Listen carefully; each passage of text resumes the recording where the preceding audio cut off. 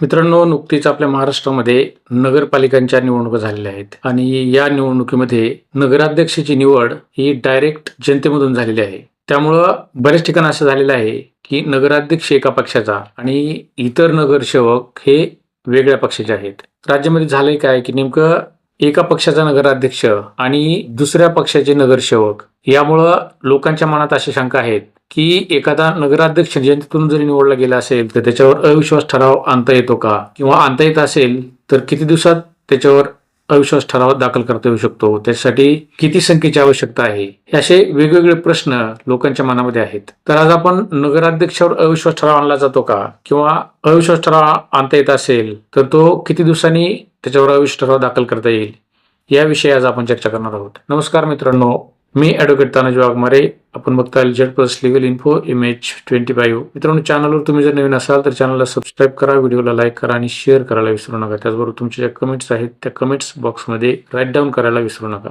तर आता आपण जाऊया आपल्या मुख्य विषयाकडं. 2016 साली ज्यावेळेस महाराष्ट्राचे मुख्यमंत्री म्हणून देवेंद्र फडणवीस हे काम बघत होते, त्यावेळेस त्यांनी महाराष्ट्र नगर परिषदा, नगरपंचायत आणि औद्योगिक नगरी अधिनियम 1965 मध्ये दुरुस्ती करून थेट जनतेतून नगराध्यक्ष निवडण्याची प्रक्रिया सुरू केलेली होती. परंतु त्यानंतर 2020 साली ज्यावेळेस महाराष्ट्राचे मुख्यमंत्री म्हणून उद्धव ठाकरे यांनी सूत्रे हाती घेतली, त्यावेळेस हा निर्णय रद्द केला आणि नगराध्यक्षाची निवड ही नगरसेवकांमधून केली जावी अशा प्रकारची दुरुस्ती या कायद्यामध्ये केली. त्यानंतर पुन्हा जेव्हा 2022 साली राज्याचे मुख्यमंत्री म्हणून एकनाथ शिंदे यांनी सूत्र हाती घेतली, पुन्हा या कायद्यामध्ये दुरुस्ती करून नगराध्यक्ष हा जनतेमध्ये निवडला जाईल अशा प्रकारची अमेंडमेंट केली आणि त्यामुळे पुन्हा नगराध्यक्षांची निवड ही जनतेमधून होणार आहे. काही दिवसापूर्वीच आपल्या महाराष्ट्रामध्ये नगर परिषद आणि नगरपंचायतच्या निवडणुका झालेल्या आहेत. या नगर परिषदांच्या निवडणुकामध्ये महाराष्ट्रामध्ये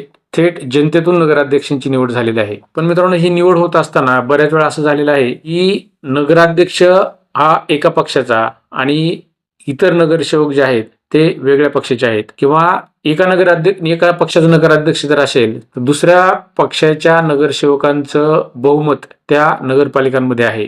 अशा वेळेस साहजिकच लोकांच्या मनात प्रश्न निर्माण होतात, कारण ही जी निवड आहे ती पहिल्यांदाच जनतेमधून नगराध्यक्षाची निवड होत आहे आणि याविषयी लोकांच्या मनामध्ये शंका उत्पन्न होणं हे साहजिक आहे. मित्रांनो, महाराष्ट्र नगर परिषदा, नगरपंचायती व औद्योगिक नागरी अधिनियम 1965 अंमलात आला आणि त्याची खरी अंमलबजावणी 1967 सालापासून झाली. या अधिनियमाच्या कलम 51 नुसार महाराष्ट्रामध्ये ज्या नगर परिषदा आहेत त्या नगर परिषदांचे नगराध्यक्ष आणि उपनगराध्यक्ष यांची निवड करण्याबाबतची प्रक्रिया नमूद करण्यात आलेली आहे. त्याचबरोबर जशी निवड कलम 51 प्रमाणे करण्यात येते, त्याचप्रमाणे त्याच्यावर अविश्वास ठरावही दाखल करता येतो आणि तो या महाराष्ट्र नगर परिषदा, नगरपंचायती आणि औद्योगिक नगरी अधिनियम 1965च्या कलम 55 नुसार प्रत्येक नगराध्यक्षावर अविश्वास ठराव आणण्याची प्रक्रिया स्पष्ट करण्यात आलेली आहे. मित्रांनो, यापूर्वी ज्यावेळेस नगराध्यक्ष निवडला जायचा त्यावेळेस तो नगराध्यक्ष निवडून आलेल्या बहुमतामधील नगरसेवकांमधून निवडला जात असायचा. ज्या पक्षाचं बहुमत असेल त्या पक्षाचा नगराध्यक्ष यापूर्वी होत असे. परंतु 2022 नंतर महाराष्ट्र शासनाने त्याच्यामध्ये दुरुस्ती करून थेट जनतेमधून नगराध्यक्ष निवडण्याची प्रक्रिया सुरू केल्यानंतर हा जो नगराध्यक्ष आहे हा थेट जनतेतून निवडला जाऊ लागला. त्याची ही पहिलीच निवडणूक आहे आणि या नगराध्यक्षावर जर अविश्वास ठराव दाखल करायचा असेल तर तो किती कालावधीमध्ये करता येईल याविषयी बरेच लोकांच्या मनामध्ये शंका आहेत. मित्रांनो, या नगराध्यक्षावर जर आपल्याला अविश्वास ठराव दाखल करायचा असेल तर तो कमीत कमी 2.5 वर्ष थेट जनतेतून निवडून आलेल्या नगराध्यक्षावर अविश्वास ठराव दाखल करता येणार नाही. त्यानंतरही एखाद्या नगराध्यक्षावर अविश्वास ठराव दाखल करायचा असेल तर त्याच्यासाठी ठोस असे कारण पाहिजे, किंवा त्या नगराध्यक्षानं काही गैरवर्तन केलेलं असायला पाहिजे, किंवा एखादा जनतेच्या विरोधात कुठला निर्णय घेतलेला असेल, भ्रष्टाचार केलेला असेल. अशी वेगवेगळी जी कारणं आहेत ती कारणं ठोस असायला हवीत आणि ती कारणं भक्कम पुराव्यानिशी जर असतील तरच त्याच्या विरुद्ध त्या नगराध्यक्षाविरुद्ध अविश्वास ठराव दाखल करता येणार आहे. आणि यासाठी 50% नगरसेवक जे आहेत त्या 50% नगरसेवकांनी ठराव मांडावा लागेल आणि हा ठराव जिल्हाधिकाऱ्यांकडे या ठरावाबाबतचा दाखल करावा लागेल. त्यामध्ये त्या नगराध्यक्षाने केलेले जे गैरवर्तन आहे त्या गैरवर्तनाचे ठोस पुरावे त्या नगरसेवकांना त्या नगराध्यक्षाविरुद्ध जे पुरावे आहेत ते जिल्हाधिकाऱ्यांकडे दाखल करावे लागतील. जर त्या चौकशीमध्ये जिल्हाधिकाऱ्यांना एखाद्या नगराध्यक्षानं जर काही गैरवर्तन केलेलं असेल, याविषयीचे जे ठोस पुरावे आहेत ते ठोस पुरावे जर दिसून आले तर त्या नगराध्यक्षाविरुद्ध अविश्वास ठराव दाखल करता येणार आहे.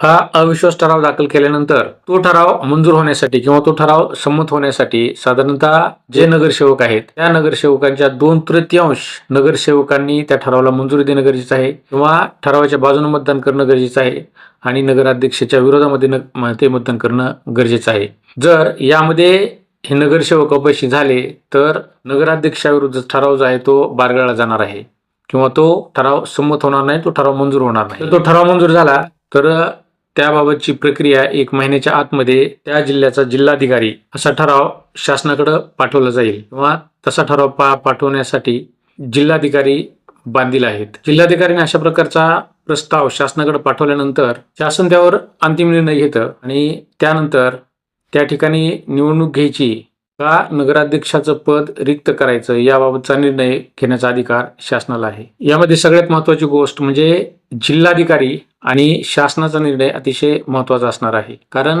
जिल्हाधिकाऱ्यानं आणि शासनाने निर्णय घेतल्यानंतरच त्या नगराध्यक्षाचं पद हे रिक्त होणार आहे. केवळ नगराध्यक्ष एका पक्षाचा आहे आणि नगरसेवक इतर पक्षाचे आहेत, त्यामुळे त्या नगराध्यक्षाची अडवणूक करता येणार नाही. कारण शासनाने या नगराध्यक्षाला काही विशेष असे अधिकार दिलेले आहेत की ज्या अधिकारांमुळं हा नगर परिषदेचा जो जनतेतून निवडला गेलेला नगराध्यक्ष आहे त्याला विशेष अधिकार बहाल करण्यात आलेले आहेत. त्याचबरोबर नगर परिषदेमध्ये चालणारे जे काम आहेत किंवा नगर परिषदेमध्ये होणारे जे ठराव आहेत ते ठराव बेकायदेशीर आहेत का, बेकायदेशीर ठराव जर असतील तर यामध्ये मुख्याधिकाऱ्यांची भूमिका ही अतिशय महत्वाची राहणार आहे. त्याचबरोबर आमसभेच्या प्रस्तावावर मुख्याधिकाऱ्यांचा अभिप्राय यामध्ये अतिशय महत्वाचा असा राहणार आहे. जर एखादा ठराव नगरसेवकांनी बेकायदेशीरपणे संमत केला तर त्याबाबतचा प्रस्ताव देण्याचा अधिकार हा मुख्याधिकाऱ्यांवर आहे.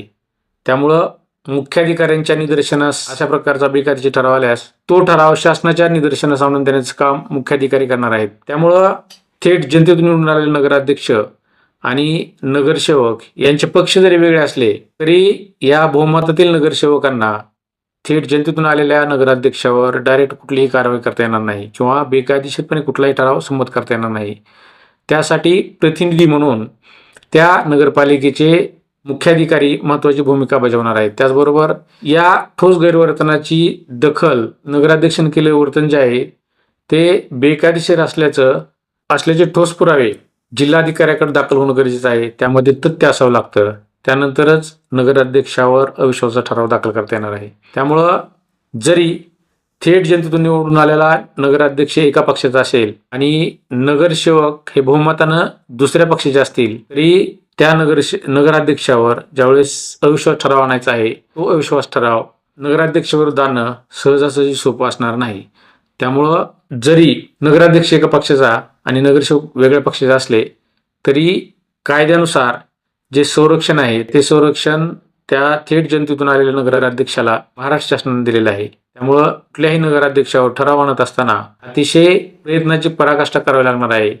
त्याच्याविरुद्ध त्यानं केलेली जी कामं आहेत ती बेकायदेशीर असायला हवी. त्याच्याबाबतचे ठोस पुरावे नगरसेवकांनी जिल्हाधिकाऱ्याकडे दाखल करणं गरजेचं आहे. ते सिद्ध होणं आवश्यक आहे. या अशा सर्व गोष्टी झाल्यानंतरच त्या नगराध्यक्षावर अविश्वास ठराव आणता येणार आहे. तर मित्रांनो, ही माहिती होती नगराध्यक्षावर अविश्वास ठराव दाखल करण्याबाबतची. तर तुम्हाला या व्हिडिओबद्दल काय वाटलं याबाबतचे कमेंट बॉक्समध्ये राईट डाऊन करा. मित्रांनो, चॅनलवर तुम्ही जर नवीन असाल तर चॅनलला सबस्क्राईब करा. त्याचबरोबर व्हिडिओ जो आहे तो इतरांनाही शेअर करा.